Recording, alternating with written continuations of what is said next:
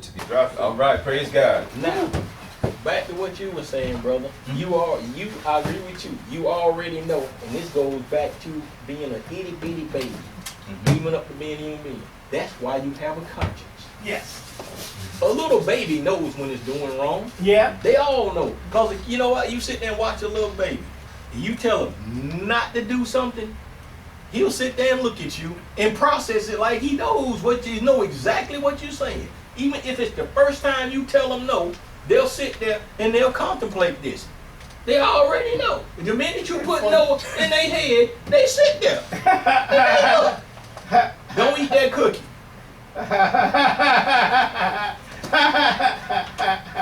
Hey, what about the commercial where the two little babies in the bathroom or somewhere and they got stuff all over the Yeah, and it was him. Who did it? Yeah, exactly. Yeah, But and they knew they was wrong. Yeah, but Brother Addison, I think going back to what you said though, what I'm getting from it is, okay, so watch it, Brother Jackson, because see, you walk around talking about you reading the word, you such. You still messing up over here, over there. You know, those are there's the conscious things, the obvious things, but then there are those things I don't even realize where I'm offending Christ. And you gotta let me know. You know what I'm saying? See right into the end of I mean, think about some of the revelations we keep getting. Yeah. And the reason why I be like, you know what, you're right. Yeah. Because we just got schooled. Yeah. We just got shown. It just hit us spiritually. Okay, there's another area. Here it is. When I'm thinking, I mean, you know how we get sometimes. We thinking, you know, okay, I'm there. You know, you know what I mean. Yeah. Right, I'm good. You know, I'm cruising. I can do this. And then somebody give us another revelation or the conversation that they was having that you know, wow, I'm not there. Again, you know. Well, you know, I want to leave something with you guys. A thought. Oh, I'm sorry. Chris, I'm taking this for myself. Chris, I think this is good point. Everybody listen, I think this is a real good point. First of all, you know, we everybody knows, the world knows very well John 3:16. Do we agree? The world knows John 3:16. Yes. Are we agreeing on that, right? Yes. All right. Now, how about 3:18? Read that, Chris. He that believeth on him is not condemned. Okay. But he that believeth not is condemned already, because he hath not believed in the name of the only begotten Son of God. The part I'm getting out of that is already. Yes. He is condemned already. That when I was listening to him talking about the serpent on the pole, he bring down at the elementary level to them was that the ones that get bitten realize I got to go to the pole. The pole was always there. I mean, in other words, Chris has not usually putting it in perspective. Put all of us in there. All of us in that area right then and now saw that pole every day. Walk past it. Right? But you didn't need it. So you didn't worry about it. Exactly. But once you realized you needed it, you came to it. Everybody in that whole area at that time, I'm talking about the children of Israel, were dead already. They were already dead. Right? All of us born Dead already. are dead already. Most of us don't come to Christ until we need Christ. Yes. A significant emotional event. I'm saying, especially when time. So in other words, see, Adam lived 900 years. Time, even though compared to eternity, was not was not can't compare to it. Right. But for us, all of us born in this world today, time is what we think we got. Yep. Huh? Right. I had a young lady, You right. and she, I tell her I put a little statement on there. I'll tell her I put this in there. I asked a question. As we wrap it up a little bit for the community. I have a question. Adam and Eve, right? And I think I told you one time before. I said, Chris, if and this is why I asked the person, if I even intentionally come in and say, I put arsenic in this cup right here, just this cup, right? And I put it in the middle of the table, and I said, don't drink this cup. This particular cup has arsenic in it. And I said, just leave it alone. Just leave it right there. I need to keep it on the room, in the table, right here. I want to get something, then I ask you a question, then you can put it in perspective. I asked the young lady, because I'm talking about Adam and Eve.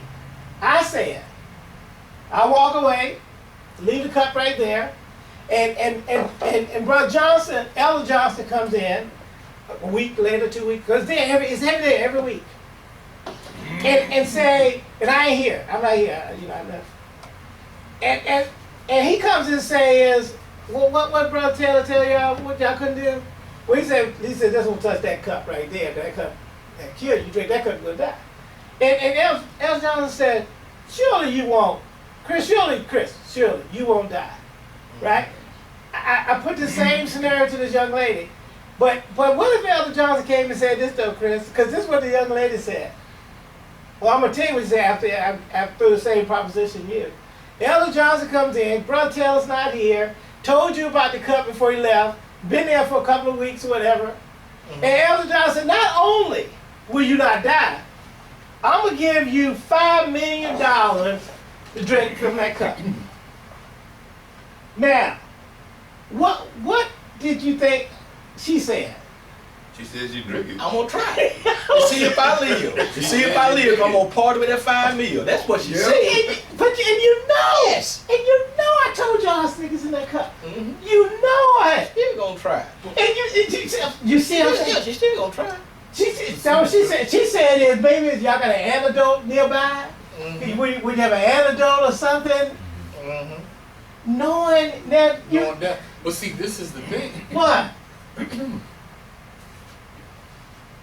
You should have just said, what? Like God said, don't drink from this cup. You don't have to say what's in it. Don't drink from this cup. Well, because the day you drink of this cup, you will surely die. Right. Well, and you say that to Elder Johnson, and Elder Johnson is there, and then you leave, and then I come in. You come in. And Elder Johnson said, don't drink from this cup. Yeah. Because the day you drink of this cup, you shall surely die. Right. And then, after a while, they're coming around that cup, then Chris comes. Yeah, right. And Chris come in, and Chris says, man, you can drink from that cup. You're not gonna surely die. You can drink from that cup. And I'm like, no, you can't drink of that cup. Right. You can't look at that cup.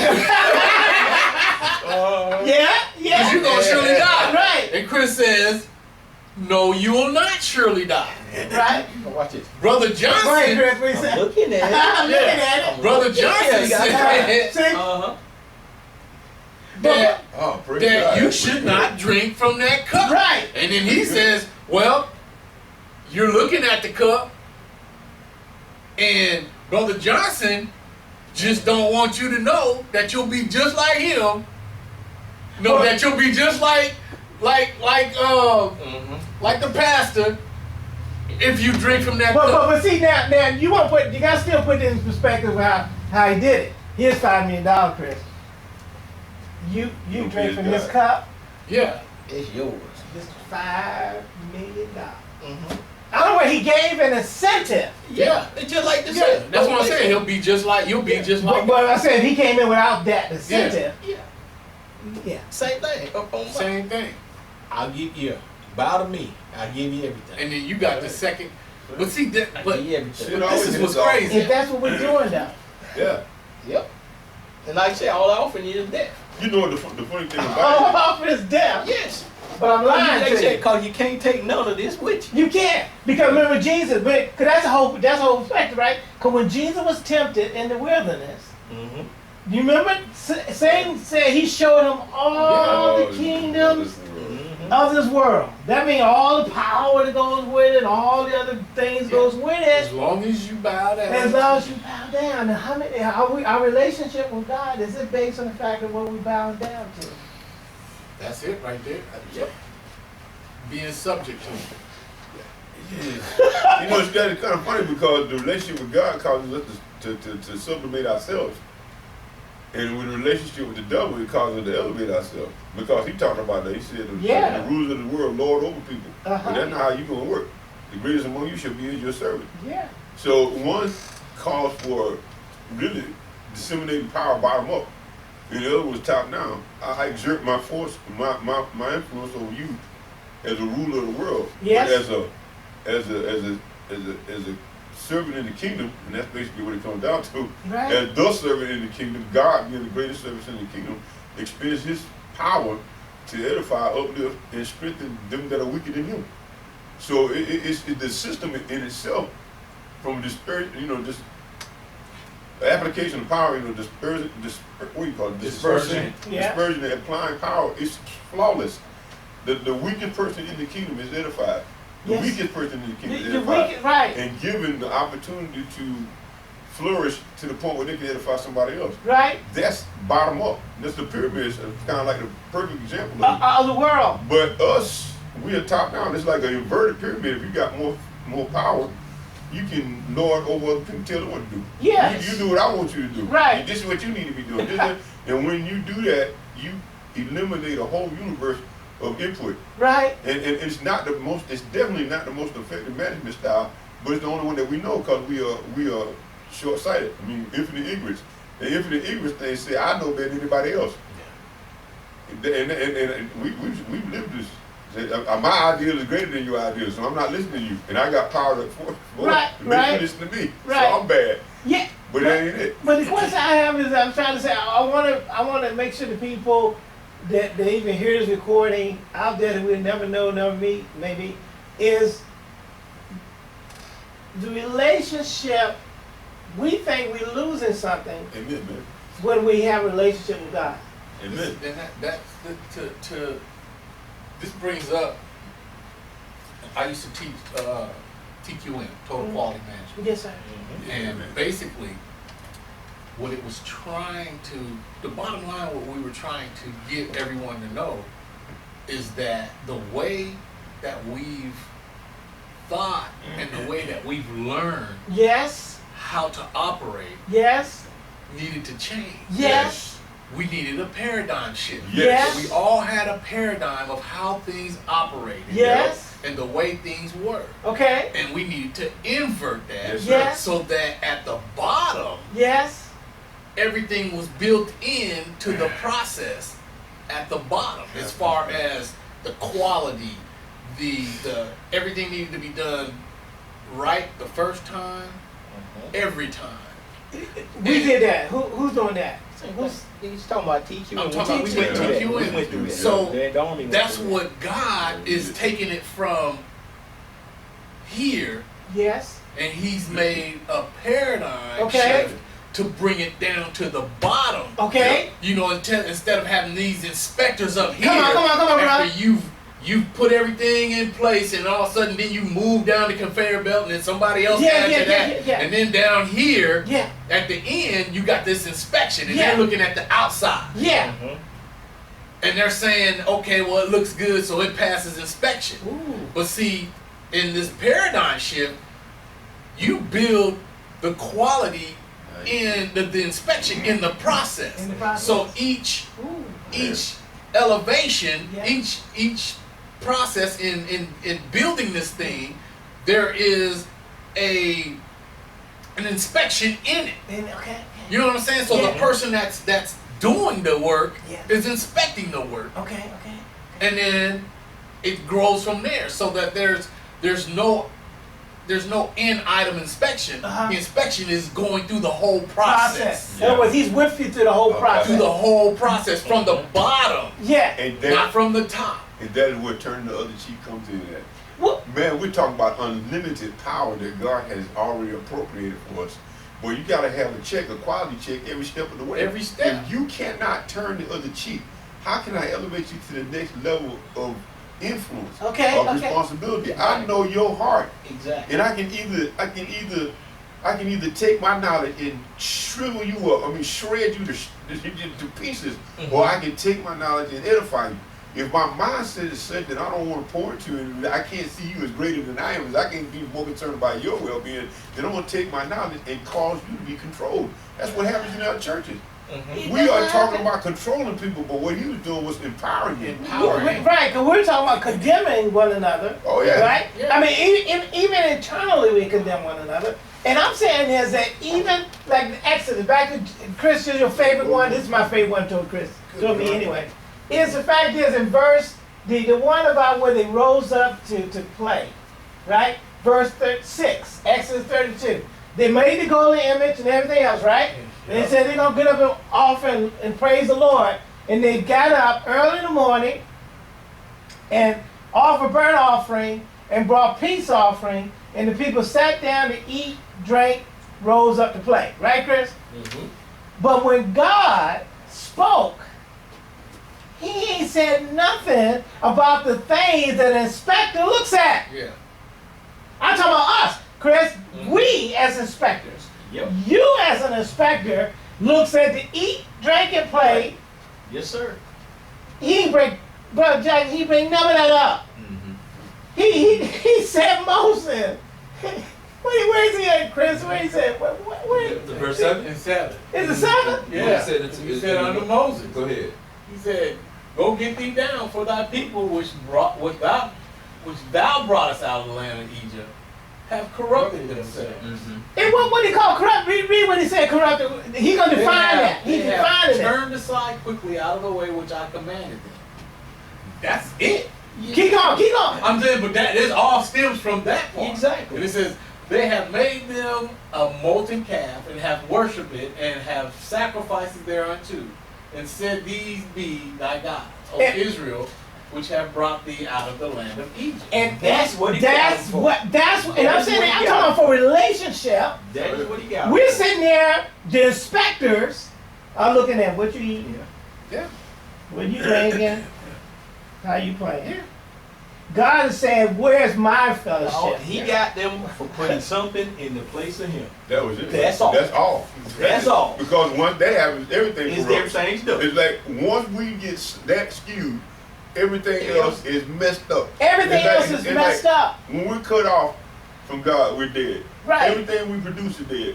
It's like gangrene. Mm-hmm. You got to cut gangrene off because everything it touches is going to destroy it. So Right. we being dead, create death.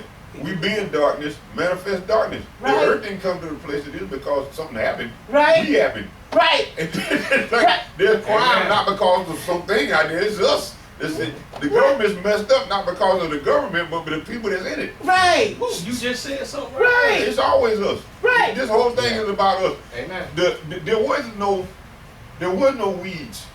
There were no thorns or thistles until we got jacked up. When we got jacked up, our influence over the whole creation was We felt. jacked up in our own perspective. But verse 11, let's give every brother got to do the communion. What did verse 11 say right there in Genesis 3? It says, and he said, "Who told thee thou wast naked?" Now, see, now look. He did say, did you eat of that tree? Yeah. But the part he's coming in and first saying is, who told you? Who told you? Who told you that you? Who told you got an issue? Yeah. I know you got an issue, but what the issue was? Did you eat from that? Chris, did you eat from what I told you not to eat up? But now you're focused on who told you it was naked. Yeah. Are you seeing the difference here? Can I ask this question? In God's sight, was there something wrong with them? In God's sight, nothing was wrong with them. So it was their sight, it's their judgment that caused them to Exactly, be y'all. People listen to this tape. It's not, God is not an issue with you. You got an issue with God. That's it. God loves you as you are. He ain't saying you won't change. You're going to change, but you change with Him. Yeah.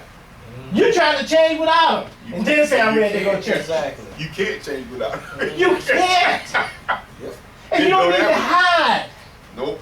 He died already. Yeah. For even when he knew you, but listen, what does the scripture talk about? He said he even knew, even when you were in sin. Yeah, we were in sin. He died for you. Son, yeah. Man. So why are we sitting there? Why are we sitting there tripping over who you are and how you think? Yes, I do have some thoughts. Yes, I do have some things I like. Mm-hmm. But he likes me as I am. Amen, man. Amen. If we did, we'd be in trouble. That's the problem. We're running. So people are running from God because we take the inspectors. Yeah. Perfect. We allow someone else to inspect us. Yes. Exactly. And we accept their criteria.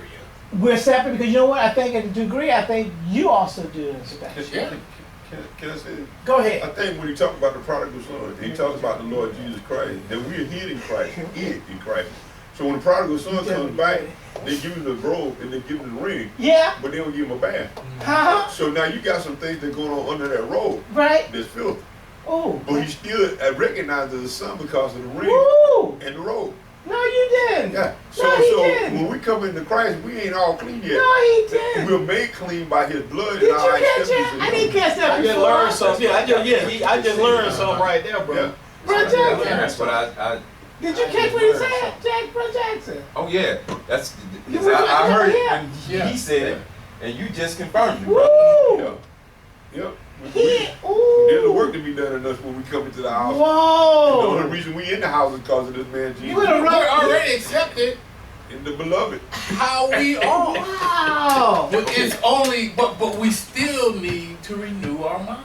Yes, So let me that's go the back process. to something the right quick. process. Let me go back to what you just said, because this is this I need to try to grasp this, and I hope I can even say it right or ask it right. Okay, so as we are, right? So when we're looking at Exodus, and they don't want to come to God as they are. Mm-hmm. That's okay. It's saying something. Don't say nothing yet. The flip side of that, though, is knowing how we are. We go to Christ as wretched as we are. Yes. Help me out now. Where am I trying to go with this? We're in the first thing, wretched me, Yes. but I don't go to God. The second place, wretched me, And but I I go to God. Help me out. What am I getting from that? Is it the one? Hold on there. What are you saying? I'm trying to say- it's the one where we're trying to hide. It's not hiding, but it's something that I'm getting in the spirit. But see, for example, the spirit, one of the scriptures anyway, is be not conformed to this world, but be ye transformed by renewing your mind. What you said, you still got to renew your mind. But the point is, you don't come in condemnation in the process of renewing your mind. There's no condemnation. There is no condemnation. Come on, there is no condemnation. And when he used the word about that boy, said put the robe, put the ring and everything, and he's still stinking. Okay. Okay. I think there is. Okay.